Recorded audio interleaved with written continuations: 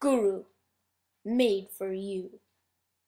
This is Review for You, Exponents. In this video, I'm going to be reviewing a few exponent rules and then why they actually work. And in the end, we're going to apply our skills with these rules to solve some problems. So let's get started. Our first rule is going to be product of powers. And product of powers says that x to the a times x to the b is equal to x to the a plus b. So let's put that in a number term. So x to the a. Let's say our x is going to be 2, because 2 is a nice, small, easy number. We have 2. And then let's say a is 3. So, and then b is going to be 2. Actually, no. B is going to be 4. So 2 to the 3 times 2 to the 4 should equal 2 to the 3 plus 4, which is equal to 2 to the 7th. So it should equal 2 to the 7th. So what is 2 to the 3? 2 to the 3 is 8, because 2 times 2 times 2 is 8. What is 2 to the 4th? 2 to the 4th is 2 times 2 times 2 times 2.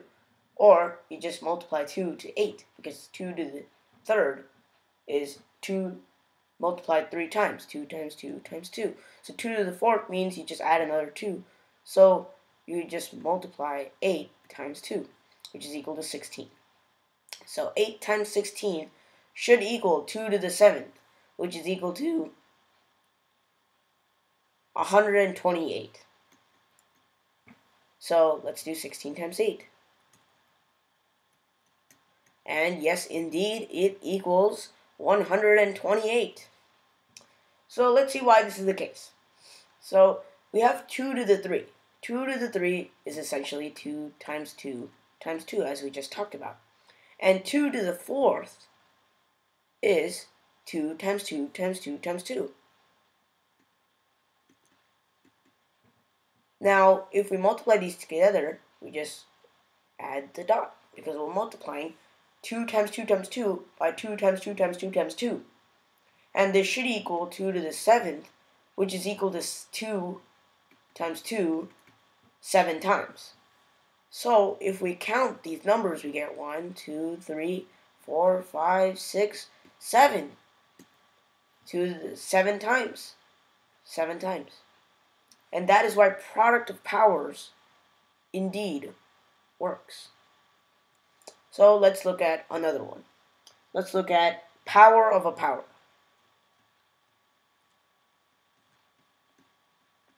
And power of a power states that a to the, actually, x to the a to the b is equal to x to the a times b. So that means it's a power of a power. So first you're doing x to the power of a, and then you're taking that quantity to the b. So let's assign values again, numerical values. And I'm going to choose 2, because 2 is a nice, small, easy number. 1 is, it's got properties. 1 to the anything is equal to 1, so that doesn't really help us. So I'm going to choose 2 for x, 3 for a, and 4 for b. So if we're right, 2 to the a times b should equal 2 to the 3 times 4, which is 12. So it should equal 2 to the 12. And what is 2 to the 3? 2 to the 3 is 8. And 8 to the 4th should equal 2 to the 12th. And let's see why that is. 2 to the 3. 2 to the 3 means 2 times 2 times 2. 2 times 2 times 2. And then we're taking that value to the 4th, which means we're multiplying this value 4 times, which means we get 2 to the 2 times 2, and then 2 times 2 times 2, 2 times, 2 times 2 times 2. This should equal 2 to the 12th. And it does, because if you count up all the 2's again, 1, 2, 3, 4, 5, 6, 7, 8, 9, 10, 11, 12, we have 12 2's. Because we're taking 2 to the 3rd, which is 2 times 2 times 2, to the 4th, which means we are multiplying this whole quantity 4 times. 1, 2, 3, 4. So that's why power of a power is indeed true. And let's try another one, our last of the multiplication ones, which is power of a product. Oops. That was weird. Power of a product. And power of a product states that A, B, actually no, I'm going to use X and Y, because we have X and Y. X, Y to the A is equal to X to the A times Y to the A. So it's kind of like distribution, except we would call this applying the fraction, because it's not quite distribution. We would call this applying the fraction. So let's look at this again.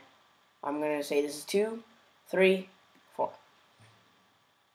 And this would mean that 2 to the 3, which is 6, to the 4th would equal 2 squared, which is 4, times 2 to the 4th, which is 16, times 3 to the 4th, which is 81. So 6 to the 4th is 16 times 81. And let's see how that works. 2 times 3. 2 times 3 is 6, right? So 6 times 6 times 6 times 6 is equal to 2 times 2 times 2 times 2 times 3 times 3 times 3 times 3. 4 3's, 4 2's, 4 6's. Now if we look at this, we can see that each 2 times a 3 is going to be equal to a 6. So if we just do that, we just connect all the 2's and the 3's, we see that 1, 2, 3, 4, we have 4 6's, and that is what we have on this side. 4 6's, 1, 2, 3, and 4. 4 6's, each made by multiplying a 2 with a 3. Because it does not matter in which order you multiply numbers, because we're all multiplying these anyway. So that is why power of a product is true. So that's the last of the multiplication ones. Now we're going to look at some division. So let me just clear up some space. Okay, so let's look at some rules for dividing a exponent. So the first one we're going to look at is quotient of powers. Quotient of powers. Quotient of powers states that x to, let me use a different color here. It states that x to the a over x to the b is equal to x to the a minus b. And let's assign values again. Let's say that x is 2, a is 3, b is 4. Actually, no. Let's say that x is 2, a is 4, and b is 3. Because we'll be getting into something a bit later. So, if we say that 2 to the 4th over 2 to the 3 should equal 2 to the 4 minus 3. Right?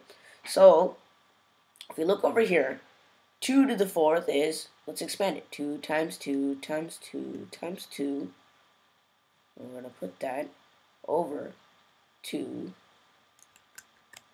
We're going to put that over 2 times 2 times 2. And over here, we have 2 to the 4 minus 3, which is equal to 2 to the 1st, which is equal to just 2. So, if we look back on this side, 2 divided by 2 is 1, 2 divided by 2 is 1, 2 divided by 2 is 1. So you can just say this is 1, 1, 1. So it would be 1 times 1 times 1 times 2, which is equal to 2. And that is what we got here too. So that shows that quotient of powers is all true. And our last rule kind of thing, is going to be power of a quotient, which is kind of like power of a power. Power of a product. So, power of a quotient states that x over y to the a is equal to x to the a over y to the a. And we apply the fraction like we did with power of a product. So, as usual, I'm going to assign x as 2, a is 3, and y is 4. Okay? And so we would get 2 over 4 to the 3 is equal to 2 to the 3 over 4 to the 3. So, if we look at it, 2 over 4 is equal to 1 over 2 to the 3. Which means we're going to multiply 1/2 3 times. 1/2 times 1/2 times 1/2. Which is equal to 2 times 2 times 2 is 8. I'm sorry. 1/8 is what we get from this end. 2 to the 3 over 4 to the 3. So we have 2 times 2 times 2 over 4 times 4 times 4. And if we look, we get 2 times 2 is 4. So this is equal to 2 times 4 over 4 times 4 times 4. And that would mean that these cancel out for 1. So we get 2 over 16, which is equal to 1 over 8. And that is exactly what we got over here. So this also proves that power of a quotient is true. And this is the rule for division. Now we have 2 more kind of odd things before we get to the exercises. So let me clear some more space. Okay, our last 2 is going to be kind of a little critical thinking type of thing. So our first one is x to the 0 is equal to 1. Well, we have this statement here, and we're going to have to prove it. And x to the 0 is equal to 1. Why is x to the 0 equal to 1? Well, let's find values. Let's say that, 2 to the 5th over 2 to the 5th. Well, I wrote the same thing in the numerator and the same thing in the denominator. So, this would be equal to 2 times 2 times 2 times 2 times 2 over 2 times 2 times 2 times 2 times 2. 2's cancel out. I'm left with 1. Well, with the recent rule we learned about exponents, we learned with quotient of powers that x to the a over x to the b is equal to x to the a minus b. So if we apply this, it would mean that 2 to the 5 over 2 to the 5 would equal 2 to the 5 minus 5, which is equal to 2 to the 0. So, since these two are the same thing, we know that 2 to the 0 is equal to 1. And if we use anything, if we say 3 to the 5, 4 to the 5, 5 to the 5, 1,375,655,100 to the 0. And that's still going to equal 1 because of this rule. Now the second thing we're going to look at is x to the negative 2 is equal to 1 over x squared. And why is this? Well, let's multiply both sides by x squared. X squared over 1. So we multiply this side by x squared. So this side would equal x times x over x times x, 1. And this side would therefore equal x squared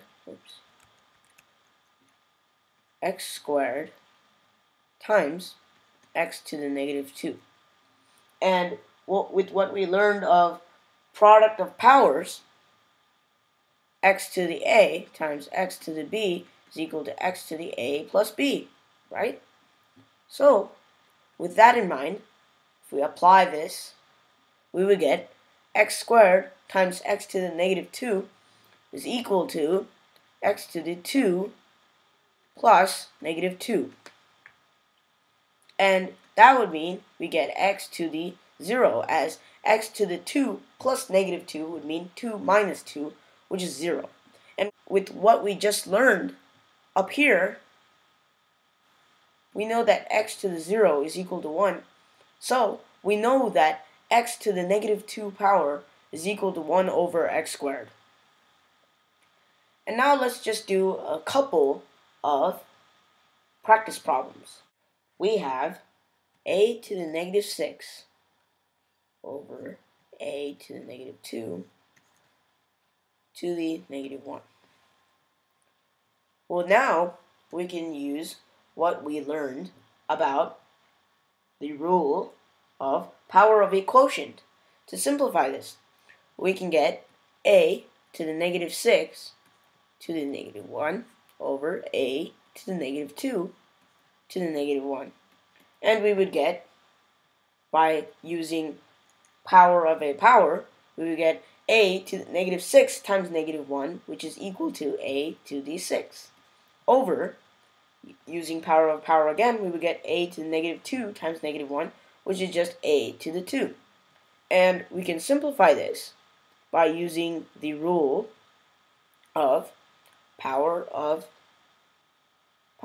quotient of powers, and get a to the 6 minus 2, and we get a final answer of a to the 4th. And let's do one more before we wrap up this review. We have n to the negative 3 over n to the negative 2. And let's simplify this again. With this, we would get, using the power of a quotient, we would get n to the negative 3 times negative 2 over n to the negative 2, right? And therefore, we could simplify this by using power of a power, n to the negative 3 times negative 2 is 6, n to the 6th over n to the negative 2, and using the quotient of powers, we would get n to the 6 minus negative 2, which is equal to a final answer of n to the 8th, as 6 minus negative 2 is 6 plus 2, which is equal to 8. Thanks for watching this lesson on this review for you on exponents. Guru.